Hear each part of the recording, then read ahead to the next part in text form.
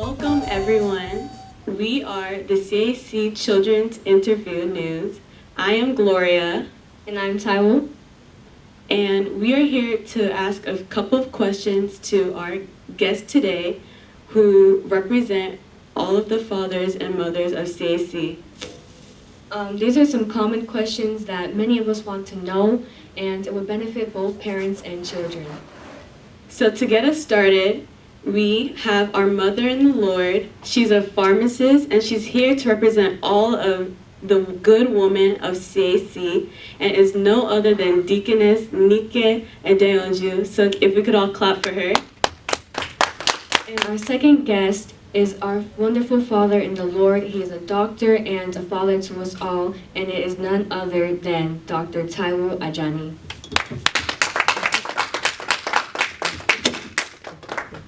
So to start off, our first question is a question that I myself would like to know. It's a very common question. So the question is, why do Nigerian parents only consider their children to be successful when they study medicine, engineering, or law? I myself would like to know this question, so let's have our mommy start off and answer the question. Thank you. That's a very, very good question.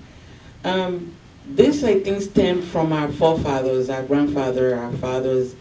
Back home, most successful people back home are like doctors, lawyers. The most popular, the most successful ones in Nigeria are the doctors, the lawyers. And from that, they instilled in us that if you're a doctor or lawyer or an engineer, you're successful. And most of them back home are either very rich or popular or whatever. So that was instilled in us, and that kind of stuck with us from our fathers and grandfathers. And then now that we're here, we're more liberal. We're more open to other professions. But back home, it's those three that were more, more popular and more accepted, I should say. Thank you, Ma, for answering this question. Dr. Taiwo Ajani, would you like to follow up? Yes, I will actually agree with mommy that it's a cultural thing. If I put some historical background to that, you see that even before we became a colony of Britain, who are the most important people in the society, right?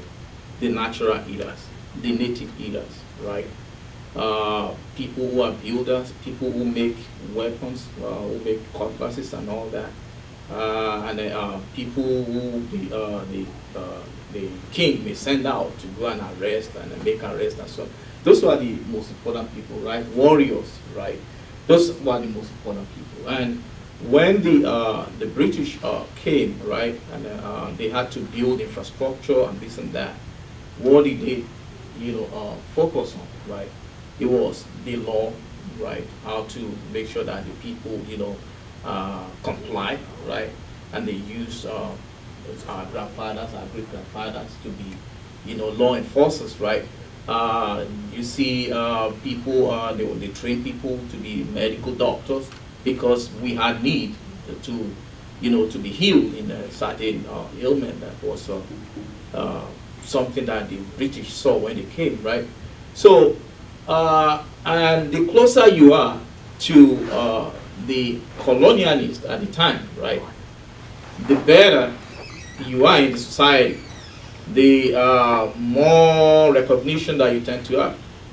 Parents, they take cue from that, right? I want my child to be a doctor. I want my child to be a lawyer. I want my child to be an engineer, right?